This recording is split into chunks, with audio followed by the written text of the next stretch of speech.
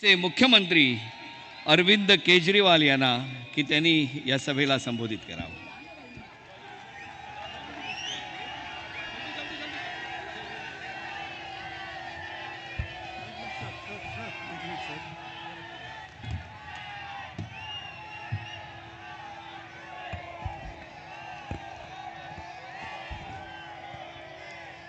भारत माता की, भारत माता की, इनकलाब, इनकलाब, वंदे वंदे. मंच पे मौजूद कांग्रेस के अध्यक्ष खड़गे साहब,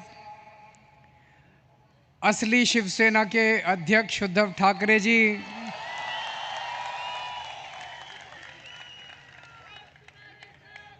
असली एनसीपी के अध्यक्ष शरद पवार जी, इंडिया गठबंधन के देश भर से आए हुए सभी सीनियर नेतागण और इतनी भारी संख्या में आए हुए मेरे सभी प्यारे बहनों, भाइयों, माताओं, बुजुर्गों, बच्चों, आप सबको मेरा नमस्कार, सबको मेरा प्रणाम.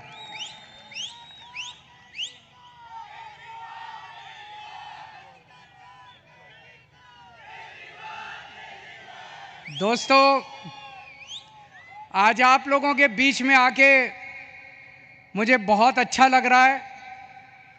सीधे जेल से आ रहा हूं आप लोगों के बीच में.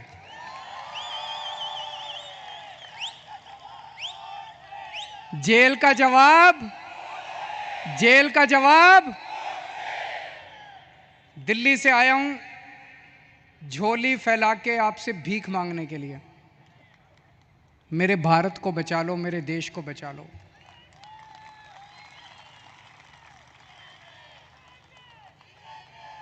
हमारे देश को प्रधानमंत्री जी तानाशाही की तरफ ले जा रहे हैं. हमारे देश को बाबा साहब अंबेडकर ने एक शानदार संविधान दिया था, जनतंत्र का. जनता चुनेगी, वोट करेगी, लोग चुने जाएंगे, वो शासन करेंगे. जिनको जनता चुनेगी वो शासन करेंगे. जनता के मुताबिक काम किए. अब धीरे धीरे धीरे धीरे प्रधानमंत्री जी ये जनतंत्र खत्म करना चाहते हैं. मेरा उदाहरण लीजिए. दिल्ली में हमें 2015 में दिल्ली में 70 सीट हैं, विधानसभा में 70 सीट हैं. 70 में से 67 सीट, 67 सीट आम आदमी पार्टी को मिली थी. 5 साल बाद चुनाव हुए 2020 में और 2015 में 67 सीट आम आदमी पार्टी को, 3 सीट बीजेपी को. 2020 में 70 में से 62 सीट आम आदमी पार्टी को, 8 सीट बीजेपी को. तो मोदी जी ने देखा कि दिल्ली में आम आदमी पार्टी को हरा नहीं सकते, तो मोदी जी ने एक षड्यंत्र रचा, एक फर्जी केस बनाया. उसमें मनीष सिसोदिया को, सतिंदर जैन को, सबको उसमें गिरफ्तार किया और फिर मुझे गिरफ्तार कर लिया. अगर हरा नहीं सकते तो गिरफ्तार कर लो. उन्हें लगा कि गिरफ्तार करेंगे तो केजरीवाल को इस्तीफा देना पड़ेगा, लेकिन केजरीवाल ने तय किया सरकार जेल से चलाएंगे. मैंने इस्तीफा नहीं दिया, सरकार जेल से चलाएंगे. अगर मोदी जी जनतंत्र को जेल में कैद करेंगे तो हम जनतंत्र को जेल से चला के दिखाएंगे.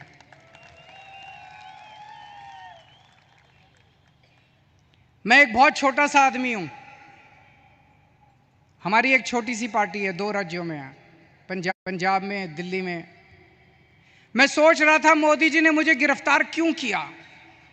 मेरे जैसे छोटे से, वो तो इतने बड़े आदमी हैं, इतना उनके पास साधन है, तमाम उनके पास रिसोर्सेज हैं, मुझे क्यों गिरफ्तार किया.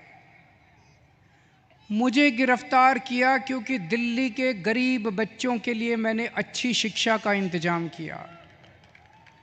दिल्ली के गरीब बच्चों के लिए मैंने अच्छे सरकारी स्कूल बनाए, शानदार सरकारी स्कूल बनाए. मोदी जी नहीं चाहते कि गरीब बच्चों के लिए अच्छे स्कूल बनाए जाएं, वो इस काम को रोकना चाहते हैं, इसलिए उन्होंने मुझे गिरफ्तार किया। मैंने मान लो 500 स्कूल बनाए। मोदी जी, आपका बड़प्पन तो तब था आप 5000 स्कूल बनाते। आप तो इतने बड़े आदमी हो, आप 5000 स्कूल बनाते तब आपका बड़प्पन था। आपने केजरीवाल को गिरफ्तार करके स्कूलों का काम रोक दिया दिल्ली के अंदर।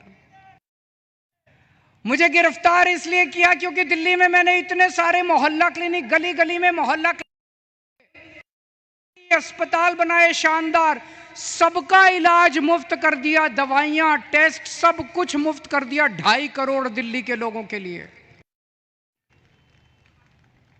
मोदी जी ये काम रोकना चाहते हैं, इसलिए मुझे गिरफ्तार किया। और विडंबना देखिए, दिल्ली के लोगों के लिए मैंने सारी दवाइयां मुफ्त कर दी, लेकिन जब मैं तिहाड़ जेल में गया 15 दिन तक मेरी दवाइयां बंद करवा दी मोदी जी ने तिहाड़ जेल के अंदर।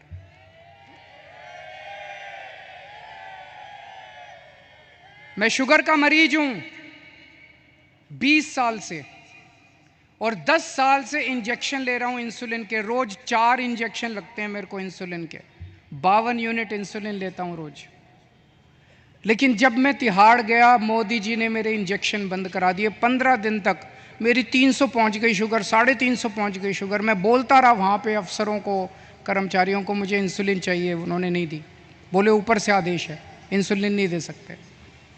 अगर किसी आदमी को कई दिनों तक शुगर हाई रहे तो उसकी किडनी खराब हो जाती है, उसका लिवर खराब हो जाता है। मुझे नहीं पता ये क्या करना चाहते थे मेरे साथ, लेकिन इतिहास गवाह है, ऐसे बहुत सारे किस्से हुए हैं जब विरोधियों को और विपक्षी पार्टी के लोगों को जेल में डाल के उनके शरीर को खराब कर दिया गया। मुझे गिरफ्तार इसलिए किया गया क्योंकि दिल्ली के सभी लोगों की मैंने बिजली मुफ्त कर दी। दिल्ली में लोगों का बिजली का बिल 0 आता है। मैं मोदी जी को कहना चाहता हूं कि आपकी बड़प्पन तो तब होता जब आप पूरे देश के लोगों की बिजली मुफ्त कर देते। आपने दिल्ली के लोगों की बिजली आप रोकना चाहते हो, इसलिए आपने मुझे गिरफ्तार किया। अब दोस्तों, ये लोग कह रहे हैं कि मुझे 2 तारीख को दोबारा जेल जाना है। मैं जेल जाऊंगा कि नहीं जाऊंगा, ये आपके हाथ में है। अगर आपने इंडिया गठबंधन को जिता दिया, अगर आपने इंडिया गठबंधन की सरकार बना दी, तो मुझे जेल जाने की जरूरत नहीं पड़ेगी। और अगर आपने कमल का बटन दबाया तो मुझे दोबारा जेल जाना पड़ेगा। तो जो लोग मुझे जेल भेजना चाहते हैं, कमल दबा देना, और जो मुझे आज़ाद देखना चाहते हैं, इंडिया गठबंधन को जिता देना। जब आप बटन दबाने जाओ तो इस बार बटन केजरीवाल को जेल भेजने या केजरीवाल को आज़ाद करने के लिए दबाना।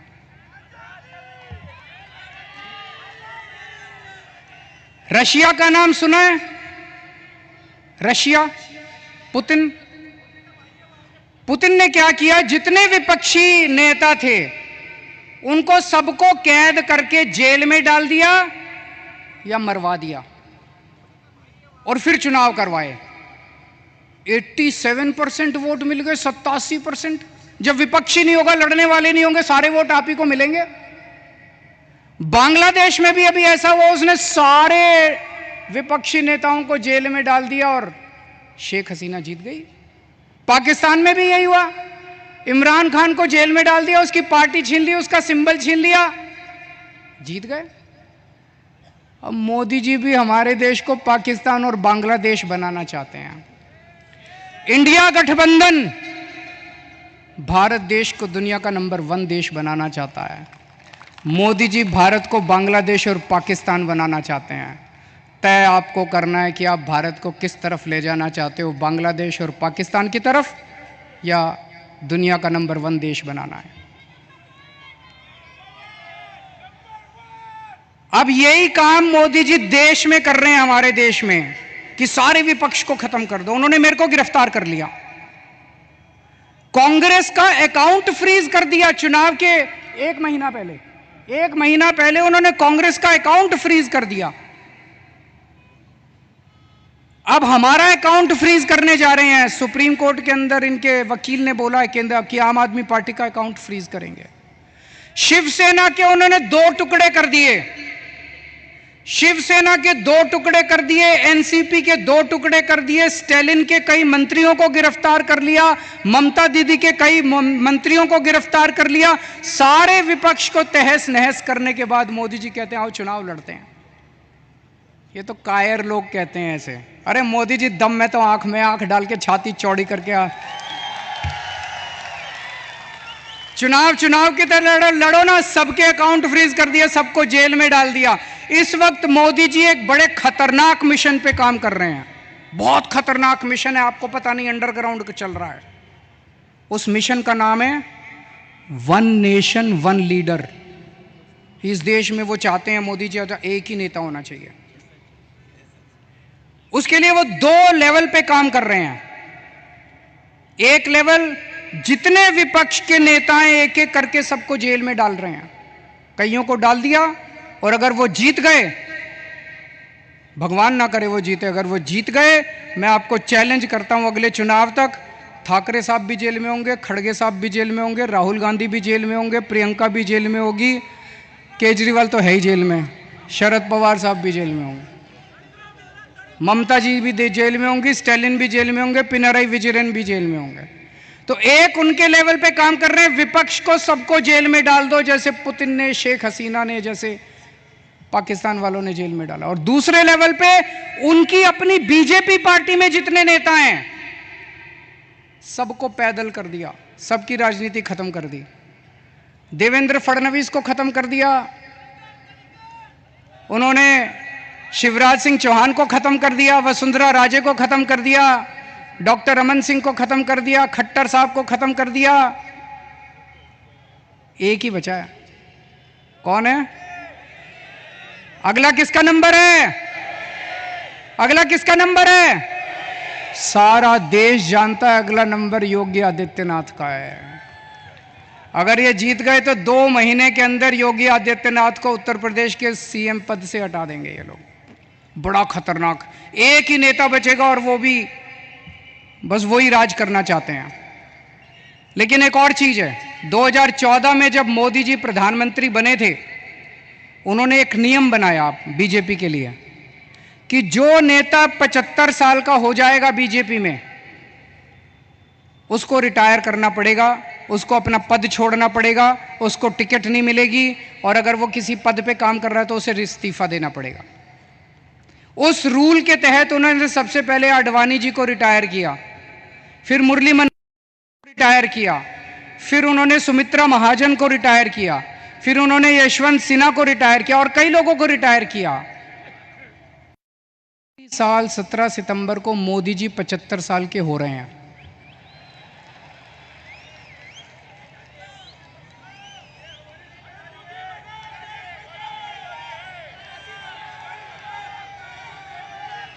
और मोदी जी ने तय किया है वो अपने बाद अमित शाह को प्रधानमंत्री बनाएंगे।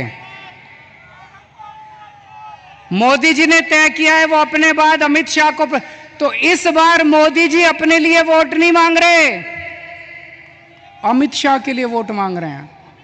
अमित शाह को प्रधानमंत्री बनाने के लिए वोट मांग रहे हैं। आप अपने आसपास जितने बीजेपी के सपोर्टर हैं, बीजेपी के वोटर हैं, बीजेपी के भक्त हैं, उनको बोलना अगर वो वोट डालने जाएं, ये सोच के जाएं कि वो अमित शाह के लिए वोट दे रहे हैं, मोदी जी के लिए वोट नहीं दे रहे। आंख बंद कर लें और सोचें कि मोदी जी की बजाय अमित शाह प्रधानमंत्री बनने वाले। और उसमें भी जितने पिछले 2 साल से इस पे काम कर रहे हैं मोदी जी, जितने नेता थे बड़े छोटे बीजेपी के अंदर, सबको खत्म कर दिया। शिवराज सिंह चौहान को, वसुंधरा राजे को, डॉक्टर रमन सिंह, योगी आदित्यनाथ को 2 महीने में हटा देंगे ताकि रास्ता साफ हो जाए, अमित शाह बचे केवल। ये बात मैंने जेल से निकलने के अगले दिन प्रेस कॉन्फ्रेंस करके कही थी। जैसे ही मैंने कहा, सबसे पहले अमित शाह बोले नहीं नहीं मोदी जी रहेंगे हमारे 5 साल प्रधानमंत्री, मोदी जी रहेंगे। उसके बाद एक ही दिन में 24 घंटे में इतने नेताओं ने कहा मोदी जी रहेंगे प्रधानमंत्री, मोदी जी ने नहीं कहा, मोदी जी देश के सामने कह दे कि वो रूल तो मैंने अडवाणी जी से छुटकारा पाने के लिए बनाया था, मैं तो रहूंगा। या तो मोदी जी कह दे भाई मैं तो रहूंगा, पर अप्लाई नहीं होता, ये तो मैंने अडवाणी जी की राजनीति खत्म करने के लिए बनाया था, उनको रास्ते से हटाने। लेकिन अभी तक मोदी जी नहीं बोले। इसका मतलब मोदी जी रिटायर करेंगे और यूपी के मुख्यमंत्री को हटाया जाएगा। मैं देख रहा हूं महाराष्ट्र में इन दिनों कुछ ज्यादा ही चक्कर लगा रहे हैं मोदी जी। अभी थोड़े दिन पहले आए, इतनी गंदी गालियां देते हैं वो। प्रधानमंत्री को ये शोभा नहीं देता। वो पवार साहब के लिए बोले भटकती आत्मा। ये शोभा देता है प्रधानमंत्री जैसे व्यक्ति को? शरद पवार जी की इतने सीनियर नेता हैं देश के, आपकी उनसे वैचारिक भिन्नता हो सकती है, अलग अलग पार्टी में हो सकते हैं, लेकिन थोड़ी सी इज्जत तो रखिए। 84 साल की उम्र है शरद पवार जी की, मोदी जी की 74 साल की उम्र है, 10 साल बड़े हैं उनसे, और उनको कहते हैं भटकती आत्मा। ये तो सड़क छाप बात है। वो उद्धव ठाकरे जी को कहते हैं, क्या बोले उद्धव ठाकरे जी को? नकली संतान। उद्धव ठाकरे जी को कहते हैं नकली संतान। ये कोई भाषा है प्रधानमंत्री की? इस तरह से बोलते हैं प्रधानमंत्री? ये शरद पवार की बेइज्जती नहीं है, ये उद्धव ठाकरे की बेइज्जती नहीं है, ये महाराष्ट्र के एक एक व्यक्ति की बेइज्जती है। इस बार जब वोट डालने जाओ तो ऐसा बटन दबाना कि महाराष्ट्र की इज्जत ऊंची हो और महाराष्ट्र की बेइज्जती का बदला लिया जाएगा उससे।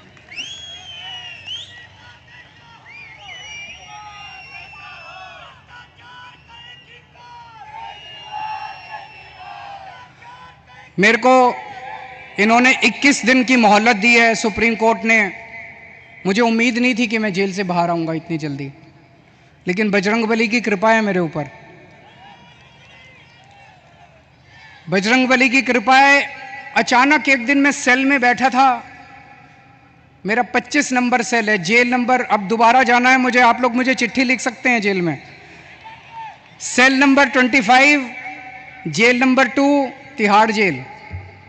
और मेरे सेल में 2-2 सीसीटीवी कैमरे लगा दिए मोदी जी ने। 2 सीसीटीवी कैमरे हैं, 24 घंटे मेरी मॉनिटरिंग होती है। 13 अफसर बिठा रखे हैं, एक एक अफसर के पास 2-2 टीवी स्क्रीन है जिस पे मैं कितने बजे उठता हूँ, बाथरूम कितने बजे जाता हूँ, कितनी देर टॉयलेट करता हूँ, खाना खाता हूँ, टीवी देखता हूँ, किताब पढ़ता हूँ, क्या करता हूँ क्या नहीं करता। आप सोच के देखो, अगर आपको ये पता चले कि 24 घंटे आपके हर मूवमेंट को कोई मॉनिटर कर रहा है, जीना मुश्किल हो जाता है। और 2 टीवी स्क्रीन प्रधानमंत्री जी के अपने दफ्तर में लगे हुए, 24 घंटे मोदी जी मेरे को देखते हैं कि मैं क्या कर रहा हूं।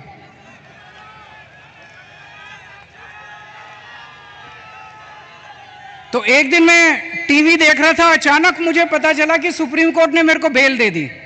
मैं 21 दिन के लिए बाहर आ गया। मुझे बहुत खुशी हुई, उसी वजह से आज आप लोगों के बीच में आने का मौका मिला।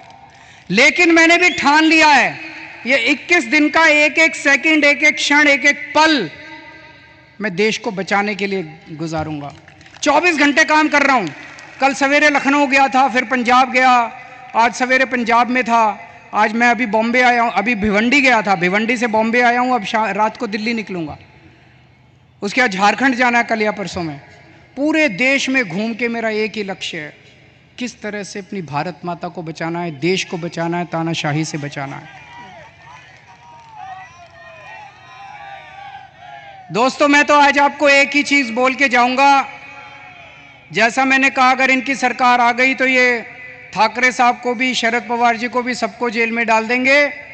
तो जो करे उद्धव ठाकरे से प्यार, उसे करना होगा मोदी को इंकार। जो करे शरद पवार को प्यार, उसे करना होगा मोदी को इंकार। और अंत में मैं कहना चाहता हूं, इंडिया गठबंधन के यहां पे 3 पार्टनर्स हैं, शिवसेना, एनसीपी और कांग्रेस। मैंने एक वीडियो देखा, मैं बड़ा चिंतित हो गया वो वीडियो देख के सोशल मीडिया पे। एक व्यक्ति ने वोट दे के बाहर निकला, उससे मीडिया वाले ने पूछा किसको वोट दिया? बोला शरद पवार को। बोला कौन से निशान पे? बोला घड़ी के निशान पे। अभी बहुत कन्फ्यूजन है लोगों में, इस कन्फ्यूजन को दूर करना बहुत ज़रूरी है। लोग मैं देख रहा हूँ बड़ी ज़बरदस्त तरीके से बीजेपी को नकार रहे हैं, लेकिन अगर गलत सिंबल पे वोट डल गया तो बड़ी मुश्किल हो जाएगी। आप सब लोगों की जिम्मेदारी है, जितने लोग आज यहाँ आए हैं, वापस जाके अपने अपने मोहल्ले में, अपने अपने गांव में, अपने अपने पड़ोस में बोल देना कि असली शिवसेना का सिंबल बदल गया है, असली शिवसेना का सिंबल ये है, मशाल है। ये बताना पड़ेगा सबको, बताना पड़ेगा सबको। और असली एनसीपी का सिंबल जो है वो अब घड़ी नहीं है, वो तुतारी बजाने वाला आदमी है। वो बताना पड़ेगा सबको, हम सबकी जिम्मेदारी है। पार्टी अपना काम कर रही है, लेकिन पार्टी के साथ साथ जनता की भी जिम्मेदारी है। और लास्ट में एक ही चीज कहूंगा, 4 तारीख को जब नतीजे आएंगे, मैं तब तक जेल जा चुका हूंगा, जेल से नतीजे देख रहा हूंगा।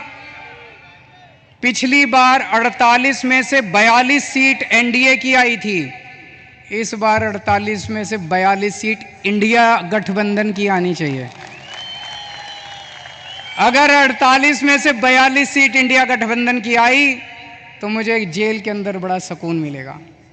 आप सब लोगों ने, इंडिया गठबंधन के सभी नेताओं ने, ठाकरे साहब ने, पवार साहब ने, खड़गे साहब ने आज मुझे यहाँ आमंत्रित किया, बोलने का मौका दिया, बहुत बहुत शुक्रिया। और इतने प्यार से आप सब लोगों ने सुना। आप लोग खुश रहें, स्वस्थ रखें, भगवान आपका खूब खुशियां दे। भारत माता की।